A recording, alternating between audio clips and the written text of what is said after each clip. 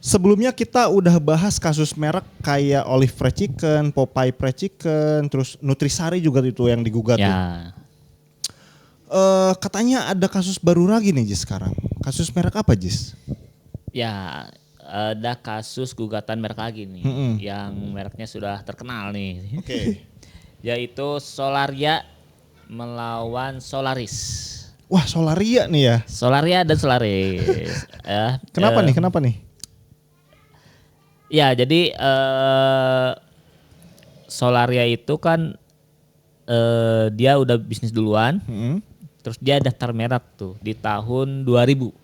Udah 25 tahun yang lalu ya. Ya, dan udah lolos. Nah, bisnis tiba-tiba ada brand Solaris. Oke. Daftar merek juga Mm-mm. di tahun 2020 Mm-mm. dan lolos juga. Lolos juga. Lolos juga. Ah itu ya teman-teman ya. Padahal secara nama Solaria dan Solaris ini kan mirip. Mirip. Ya. Kalau secara aturan harusnya Solaris ini dari awal sudah ditolak, ya. Karena mirip secara pengucapan Solaria, Solaris gitu. Harusnya dari awal ditolak, tapi ini malah lolos. Iya. Nah ini sering banget teman-teman UMKM gitu ya datang ke Kebun Desain daftar merek kayak gitu ya. Dan banyak banget yang namanya itu sudah mirip dengan merek yang sudah terdaftar di DJKI kayak gitu ya. Sama kita itu banyak disarankan untuk ganti nama kayak gitu ya. Nah kalau yang apa namanya yang oke untuk ganti nama ya oke kayak gitu ya ganti nama. Dan alhamdulillah banyak yang lolos kayak gitu. Tapi ketika ada teman-teman yang, waduh bang bisnis saya udah 5 tahun nih. Gak mau ganti namanya.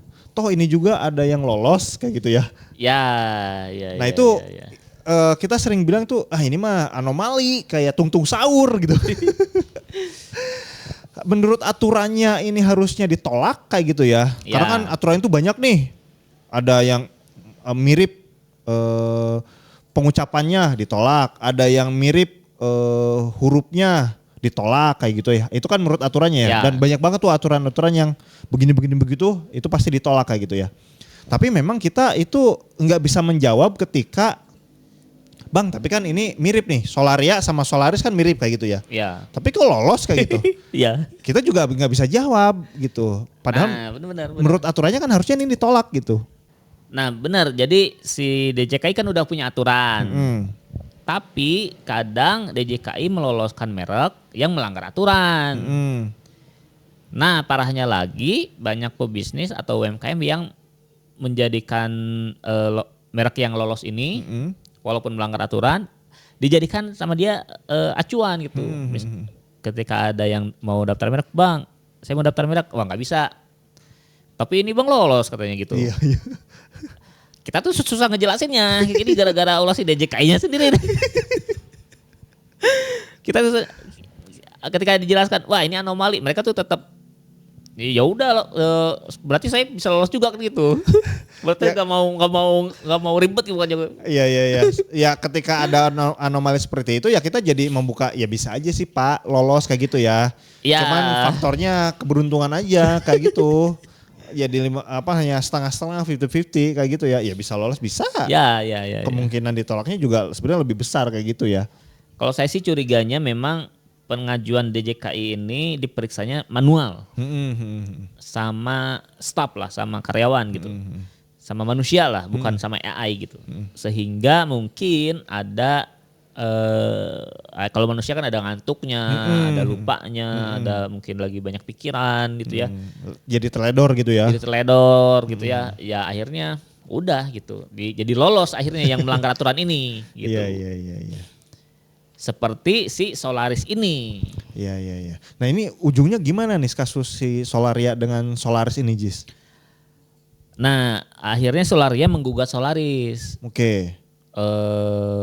Dan sidang akhirnya ditolak dan digagalkan Solarisnya. Oh Solarisnya dibatalkan? Dibatalkan mereknya oleh DJKI dan Solaris nggak boleh beroperasi lagi dengan nama Solaris, harus ganti. Oh berarti kan ini setelah sidang di pengadilan gugatan dari Solaria berhasil ya. bahwa menuntut Solaria untuk apa namanya? Solaris. Iya menuntut Solaris untuk membatalkan apa namanya? Mereknya.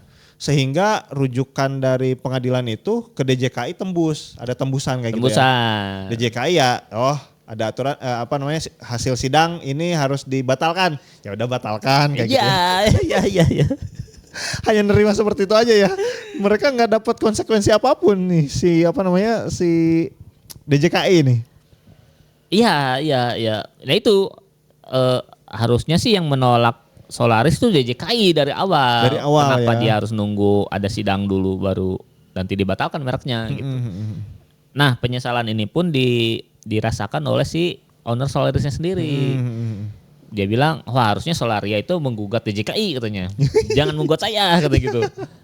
Kan saya udah diloloskan sampai DJKI gitu. Kenapa jadi saya yang digugat gitu kan. Iya benar. Harusnya gugat DJKI lah kenapa saya bisa lolos gitu. Iya. Ibaratnya kan si owner Solaris itu kalau udah dibatalin atau ditolak oleh DJKI, oh berarti ya nih dia punya kesadaran nih. Oh berarti bener nama saya mirip dengan Solaria. Saya harus ganti nama gitu ya. Jadi tersadarkan di awal oleh DJKI kayak gitu. Ya kalau dari awal ditolak sama DJKI berarti kan wah berarti memang mirip nih nggak boleh gitu kan. Tapi ini mah lolos akhirnya makin wah tuh kan beda tuh kan gitu kan jadinya kan mendukung ide ownernya ini kayaknya beda nih udah gas aja misalkan gitu. Meskipun pede nih ya dia merasa saya udah dapat sertifikat merek nih aman dong dari gugatan kayak gitu ya. Ternyata tidak aman dari gugatan meskipun sudah apa namanya lolos kayak gitu benar. Ini jadi pelajaran buat teman-teman yang mau daftar merek nih. Ketika teman-teman misalkan mau daftar merek, terus konsultasi sama kebun desain dan namanya mirip gitu ya. Biasanya kita kan menyarankan wah ini namanya mirip nih harus ganti atau logonya harus ganti segala macam. Tapi pengen tetap maksa pakai nama itu tuh. Ya boleh aja gitu. Kita juga menerima lah. Kalau misalkan mau tes keberuntungan, siapa tahu lolos Bang. Oh ya udah kita daftarin. Cuman ketika sudah lolos bukan berarti aman gitu. Karena ini nama mungkin secara DJKI lolos tapi secara persidangan belum tentu lolos gitu. Solaris ini dia cuman punya satu keberuntungan. Lolos DJKI, tapi enggak lolos dari gugatan merek lain kayak gitu ya. Nah teman-teman harus punya dua keberuntungan tuh. Kalau pengen daftar dengan nama yang mirip kayak gitu ya. Beruntung saat lolos DJKI sama beruntung dari gugatan tuh ya. Benar.